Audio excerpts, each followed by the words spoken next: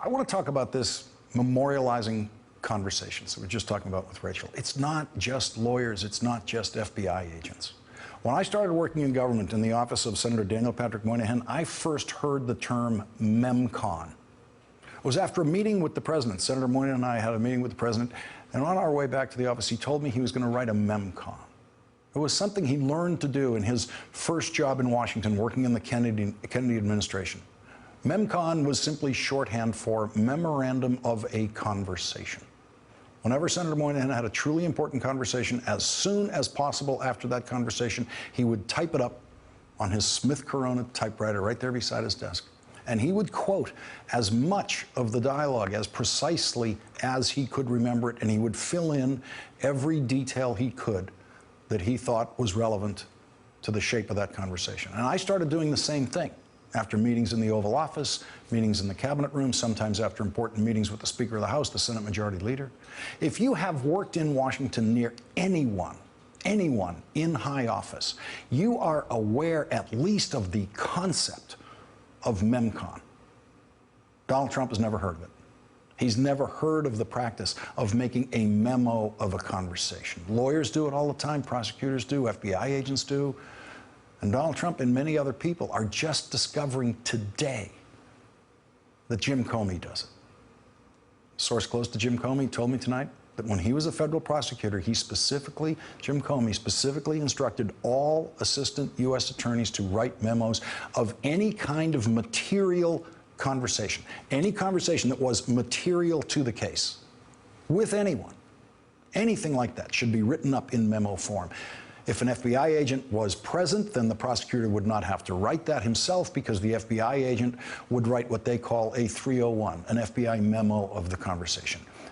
Everything I just said is common knowledge.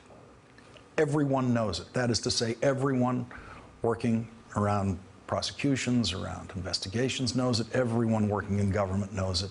Donald Trump's ignorance of everything about government, his ignorance about the FBI, his ignorance about the law, his ignorance about James Comey himself as a person, has now led Donald Trump to the greatest danger of his life. The only danger that he has ever faced that is greater than the bankruptcy of Atlantic City casinos. President Donald Trump now sits at the threshold of impeachment. John McCain said tonight that the Trump scandals have reached a Watergate size and scale.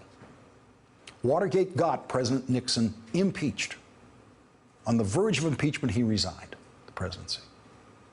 He resigned as he faced impeachment in the House of Representatives for exactly what James Comey's memo says Donald Trump did: obstruction of justice.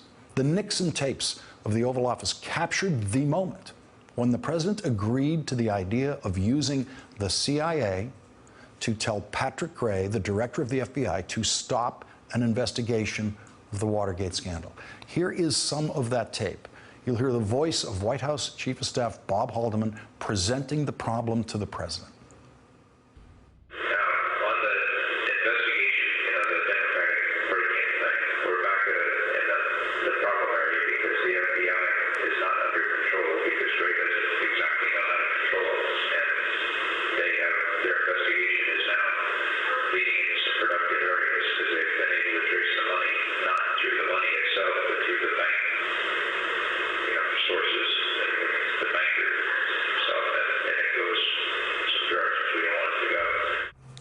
So there's Haldeman telling the president that the FBI investigation is going in directions they don't want it to go. And then he told the president that White House counsel John Dean has figured out the way to stop that investigation. The way to stop it is to get Vernon Walters, the deputy director of the CIA, to tell Patrick Gray, then the FBI director, to stay the hell out of it.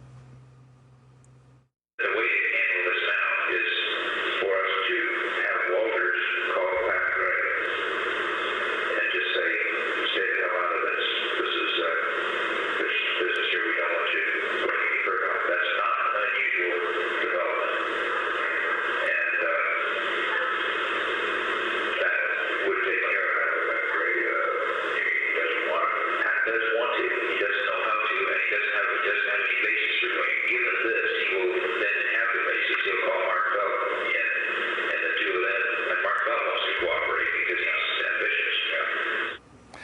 Nixon and Haldeman thought they could corrupt Mark Felt, the deputy director of the FBI, because he was ambitious. What they did not know is that Mark Felt was also Deep Throat, the code name for the secret source of Bob Woodward and Carl Bernstein's reporting in the Washington Post that exposed the Watergate scandal. That is what obstruction of justice sounds like. According to the New York Times, in Jim Comey's memo of his conversation of the president, obstruction of justice sounds like this. I hope you can see your way clear to letting this go, to letting Flynn go. Mr. Trump told Mr. Comey, according to the memo, he is a good guy. I hope you can let this go. According to the New York Times, Mr. Comey did not say anything to Mr. Trump about curtailing the investigation, only replying, I agree he is a good guy. The White House issued a statement tonight defending the integrity of President Trump and attacking the accuracy of the memo, saying this is not a truthful or accurate portrayal of the conversation between the president and Mr. Comey. Hey there, I'm Chris Hayes from MSNBC. Thanks for watching MSNBC on YouTube. If you want to keep up to date with the videos we're putting out, you can click subscribe just below me or click over on this list to see lots of other great videos.